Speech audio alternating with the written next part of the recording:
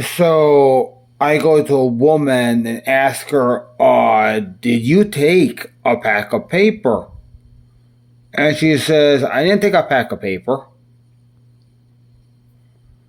So then I go like, why should I believe you? And then she says, you don't tell me what to do.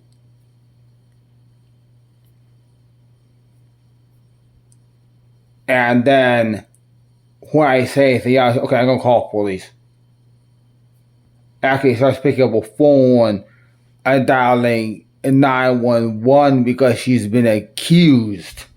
Basically, she thinks that the correct response is dial 911 as a result of being accused of crime. Trust me, a person who responds to someone accusing them of stealing or something like this by dialing 911 is very possibly stupid enough to be guilty of stealing this. You don't want to be guilty of stealing what might be inside something like this. Seriously. What is the most valuable possible technology? What technology is most possibly the greatest treasure on Earth that's also a technology?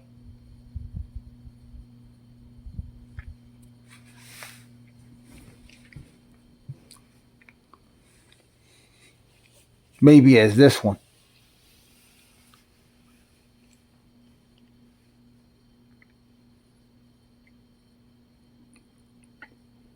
Yeah. How many feces emotes can you display on the screen? Yeah. Here's one. There is two. The source code for that might be inside three. How much understanding do you need? She does not exist without the production of this. This would not exist without the technology that went into these. This does not exist without most of what's in this frame. Most of what's in this frame does not exist without various forms of this. This does not exist without this. What is the first technology? Yeah, don't be stupid. The first technology is a space version of this. Or is it possible to prevent World War II? Probably not. Arguably, the major cause of the war was the United States. Once the United States got involved in the English theater, preventing the war would have been impossible after that. Once the United States stuck their nose into the operations of Europe, any sane end to World War II would have been impossible because it's obvious that there was no convincing the United States leaders of reality, because that could not be done without them ordering more stupid people to manufacture more bombers. That's obvious. There was no there was no solution to World War II because it seems simply because the United States just had too much power. They also had too much war mentality. The situation is different globally today because the United States is no longer a war superpower. It's also true that locally there's probably not any good solution for my people. I am surrounded by people who are actually apparently too scared to perform any type of sound logical evaluation. I am surrounded by people who go running to things which I know for a fact will lead to death And very often I run into mantras that actually say it's better to die than to believe other than what people like me say. A good question to ask is, what would be sensible things to do in World War II?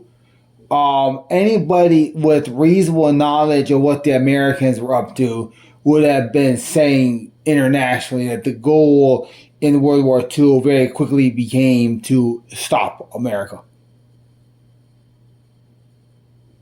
Therefore, most of what we know about so-called Britain would be a lie. They would have lied repeatedly to the Americans about what was actually going on in Europe to this day. The people of Asia would have run a similar lie.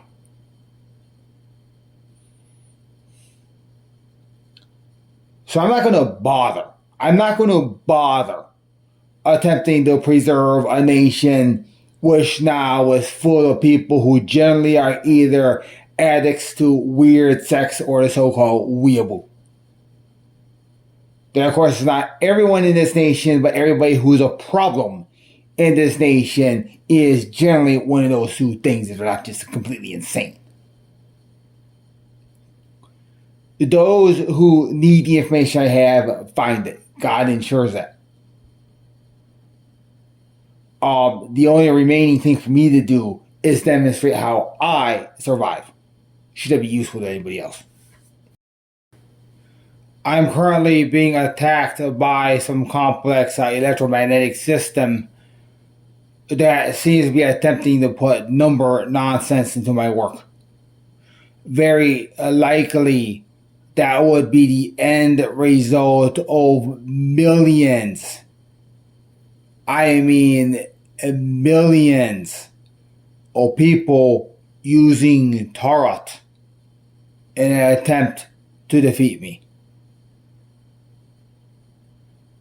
In the end, that will be the result of millions, literally tens of millions of people actually believing that they make decisions based on the minute hand of a clock they will survive. I should disclose that nonsense. Explain how it works and why some people might use it. According to, her probably, there are 8 specific teachings that are common in evangelical Christianity. The first 3 are the important ones, but I'm going to just list all 8 real quickly to show that, this has some intelligence. The first one is this one. A, disagreeing with the authority of the church results in violence. That is often very true. B is the next 7 are actually teaching. The first 2 are actual problems. Number 2 is this idea that if one dies, it will result in some type of super pleasure that they generally call heaven. They basically have warped their minds into believing that no matter how bad death is, it will always be followed by some type of pleasure heaven, which is generally assumed to be some type of luxury hotel. That's a problem. There's absolutely no support for that. And there is actually support in the Bible against that style of teaching, please. Number 3 is a logic of vice if people actually believe it. That logic of vice is that it is a quote-unquote sin to expand one's knowledge horizon outside the Bible. So this will be a combination of people not knowing how to defend themselves, believing that violence is a work of God. That's the only way to realize that is to outside sanity. And then finally, believing that that work of God is holy in such a manner that must not be changed. Then, of course, lock for those people. That would mean that those people will be desperately trying to find solutions to their problems that fit within the paradigm that they teach. Because complaint number 3 prevents the use of any sane method or the importation of any knowledge that might be an actual salvation. The rest 5 are the major proponents of that teaching. They go like this. The part 1 of that teaching is that Moses defines the Jewish faith. Of course, nothing is less true. But that's the first globally implemented part of that teaching is that Moses defines Judaism. Which I'll simply say that anybody who does a reasonable study of Judaism knows that you could say that the Old Testament defines Judaism, but these people, of course, because they are unwilling to use actual study, or study of anything that might contain anything that looks like Satan, they reduce it to that. Teaching number 2 is some version of David was a successful king. What comes immediately after that is that David did not sin, basically attempting to make David a proto-Jesus.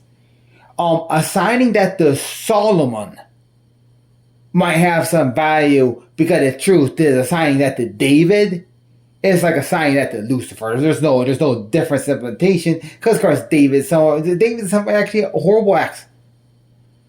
The only reason why David assumed the throne is because he was led by the actual savior of that kingdom and time, Samuel. Assigning Samuel as the Old Testament Jesus, of course, is correct, because that's what I have done. That's why I'm successful. The methods of Samuel, of course, were appropriate in that type of war era of history. Equivalent methods of Samuel are used by wise people and successful investors today. Please. The third nonsense is that the Bible is some type of self-contained understanding, and paired with that is a lie that the works of things such as Webster's and English grammar are not to be used in understanding. Of course, that's not possible.